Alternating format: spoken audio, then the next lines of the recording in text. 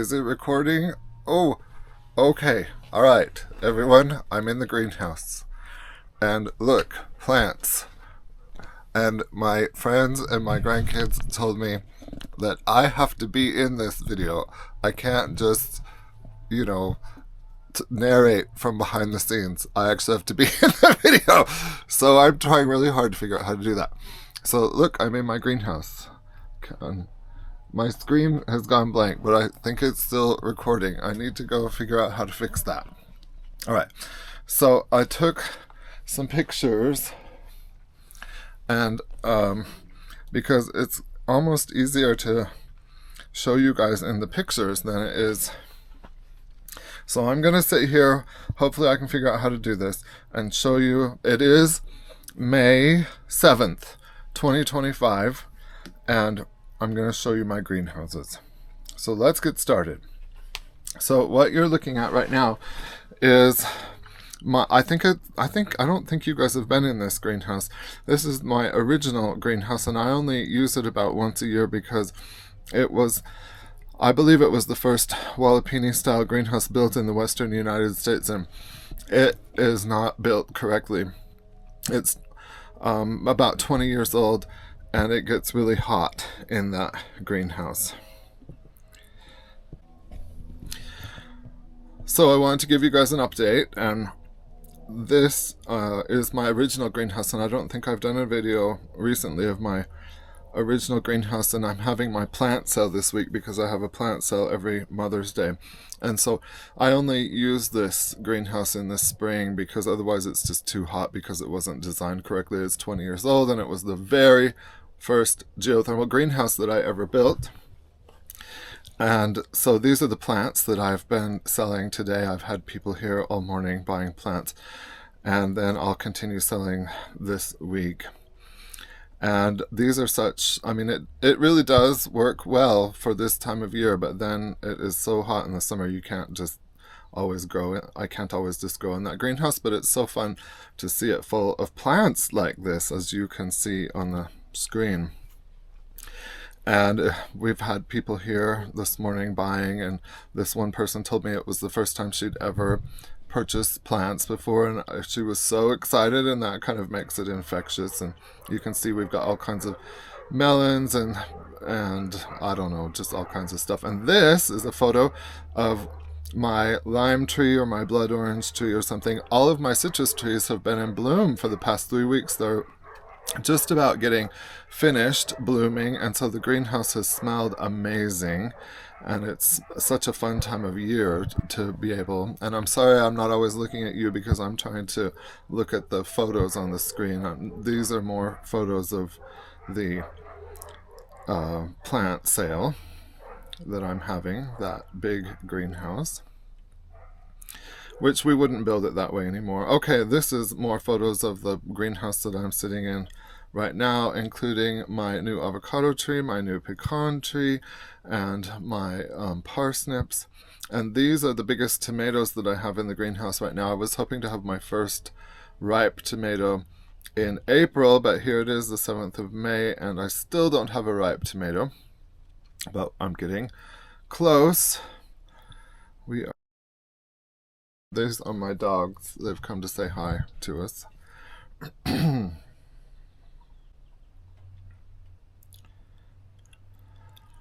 And those tomatoes right there, I believe, are Oregon Spring tomatoes. And this is the bin that they're in. And I planted those. I started those, I think, in November, and I transplanted them into this greenhouse on Valentine's Day. And this is my 40-foot greenhouse. These are some pansies that have been in there all winter because I like to have some color in the greenhouse while I'm out there. And this is borage flower, which sort of seeds itself and grows every year in the greenhouse. And it's really hard to take photos of borage flowers. I'm not the best person for taking photos of the flowers, but anyway, you get what you get, internet. You get what you get. I'm trying for you. And borage flowers, if you've never tasted them, those blue flowers taste like cucumbers, and they're really fun. And this, I hope, is arnica flowers. My friend gave me some arnica seeds from their property, and I planted them in the greenhouse. And this is my Japanese maple. But we won't know about the arnica until it flowers out, whether or not that's arnica for sure. So this is milk thistle. And it also seeds itself. Milk thistle is a medicinal herb for the liver. And it also seeds itself in this 40-foot greenhouse. And this is one of my nasturtiums. One of the people that was here buying plants today said, I have never seen such a big nasturtium plant in the state of Utah. And there's another nasturtium plant right there. So yeah, I'm really pleased with my nasturtiums right now. Another greenhouse. Oh, petunias. These have been blooming all winter, but now that it's May, they've got tons of blooms on them, which just makes me happy.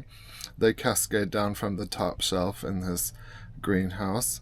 Some brassicas. This is broccoli. And what else is in there? Broccoli and Artemisia annua, which is sweet Annie.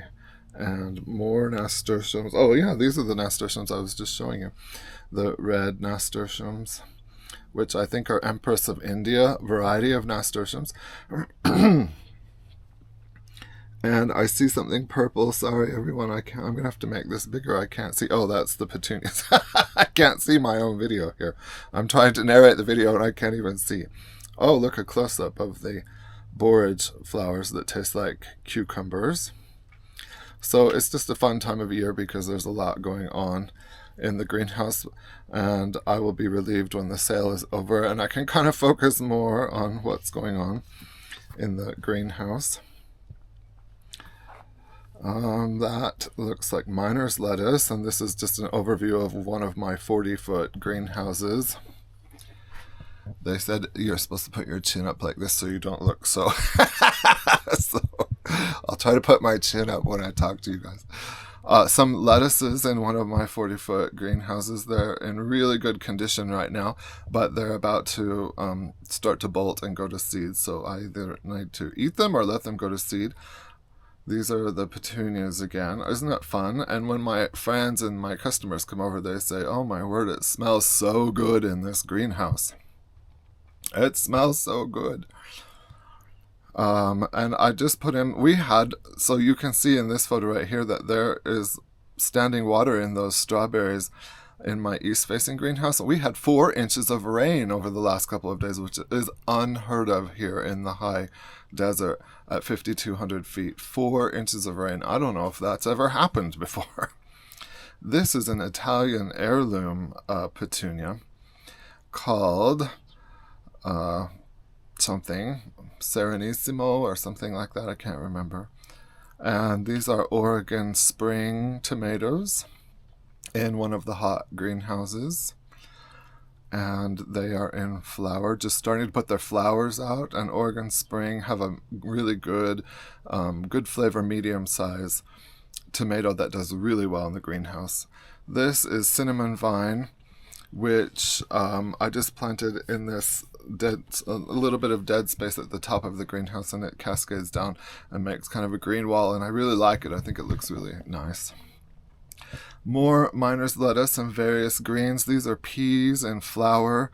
I have some, there's peas in several of the greenhouses. I don't remember which variety these are, but I love those purple blooms. This is stinging nettle. Yes, I do grow stinging nettle. I have stinging nettle tea every single day for my arthritis and my allergies, so I can function as a human being. Some of us have to rely on our medicinal herbs. A close-up of one of the Empress of India nasturtiums, which are so pretty, and also, of course, are edible. In case you didn't know, the flowers are edible. The leaves of the nasturtium are edible. They taste kind of like arugula, both the flowers and the leaves. And these are my Christmas flowers. The name of them is not coming to me. People get them for Christmas. The amaryllis flowers get them for Christmas and then give me the bulbs. And then in my greenhouse, they bloom in June. So that ought to be coming up in about a month. This is the perennial celery that just lives in my greenhouse year-round. And so long as I eat it down, it just keeps growing and growing, which is wonderful because I'm able to, that celery is one of those plants I'm able to harvest 365 days a year fresh out of the greenhouse, which there are not very many plants where you can actually harvest 365 days a year. Some photos of the tomato flowers, which are very nice. So again, such a fun time of the year in the greenhouse. Sorry that this photo is a little bit blurry, but my snapdragons have just really started to come into bloom in the greenhouse. It's still freezing sometimes at night here at 5,200 feet in the Rocky Mountains. Oh, look, these are my elephant garlic that my friend gave me they got these bulbs from their family back east, and they've been growing them and they've done really well, and then they gave me some bulbs and they're really loving the greenhouse. And this is Mizuna and some other kind of something. And if you look carefully in this photo, you can see not only my new contorted mulberry bush, which I need to plant outside, but also some of the fava beans there. Those fava beans are in flower. This is a photo from the outside garden, not the inside, but I just thought that those those allium flowers, some people call them Dr. Seuss flowers, they just look so nice. This I'm so excited about because in January, I planted some of the seeds of my mandarin oranges that I raised here in the greenhouse, and also some seeds of kumquats that I purchased, and they've both sprouted and come up this month. So it's taken, like 4 months since I planted them, but they've sprouted and come up. I'm going to have all these free citrus trees. I'm so excited. At least the mandarin oranges should be pure from seed because they self-pollinated. There's only one mandarin orange tree, and the next nearest mandarin orange tree is probably 1,000 miles away, so it should be pretty pure. This is a photo of some of my propagations, and I'm still waiting for the roots to form on these and other propagations I've taken out and sold or given away or potted outside. This is horseradish that my friends and I are selling. And that's in the outside garden. It's not in the greenhouse. This is a close-up of one of the pea flowers in one of the greenhouses. They're just so... And I have another channel where I do botanical paints, pigments, and dyes, and those pea flowers make really nice pressed flowers. Not pressed flowers, but where you press the flowers to get the imprint of the color. It's really nice. This is my Schisandra bush, which really, really wants to be moved into the sun so that it can flower. It's really happy, but this year my Schisandra put out, which, if you don't know, Schisandra does not grow here. I'm in zone 4B at 5,200 feet. You cannot grow Schisandra here. And this year it put out some new plants from its roots, and so I'm going to have 3 or 4 plants now, and I'm excited. This is a calendula flower. I don't know how you guys make videos where you can just talk about it. I have to set the time and then just try to keep up with the photos as they go. But one of these days, you guys, I'm going to figure out how to do this better. This is an overall view of one of the 40-foot greenhouses, just chock full of stuff.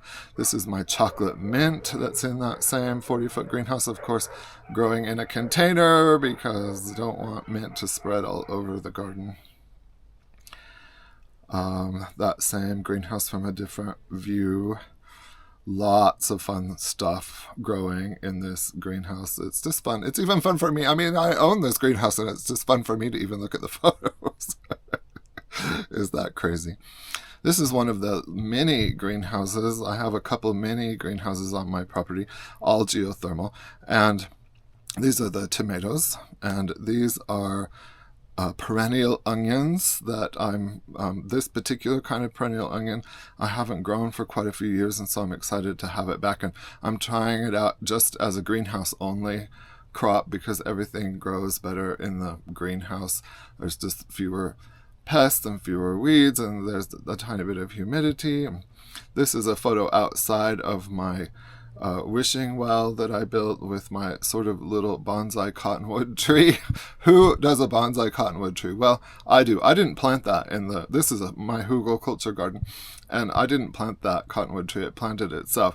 And if you don't know, cottonwood trees get like 60, 70 feet tall, and I certainly don't want that. So I've turned it into something of a bonsai tree. I'm keeping it about 3 to 4 feet tall. And I just thought that looked kind of like, we all want our garden to be like this serene, idyllic place. And so I liked that photo because I thought, well, at least for the moment, it looks serene and idyllic, especially if you don't look too hard at the work that needs to be done. So anyway, that's the fun of it. So that's the tour of the greenhouse. And then, yeah, and just show you what's going on out here. And the dog. Say hi. Say hi, Polar Bear. That's my dog, Polar Bear. Say hi, Polar Bear. And look at the little, I don't know if you guys can see the little baby limes forming on the lime tree. Here's one last flower on the lime tree. So it's exciting. And I bought a pomelo tree. I don't know if you guys can see that. I bought a pomelo tree and a kumquat tree, and that was, oh look, and if you look really carefully, you can see my mason bees. Can you see my mason bees right there flying? The mason bees have been so excited about pollinating all these citrus trees, and they've done a really good job. And it looks like we're going to have a lot of citrus as long as I can just keep things from drying out, because it's just dry here all the time. Thank you guys for being with me with this video. Like and subscribe, and I'll talk to you later.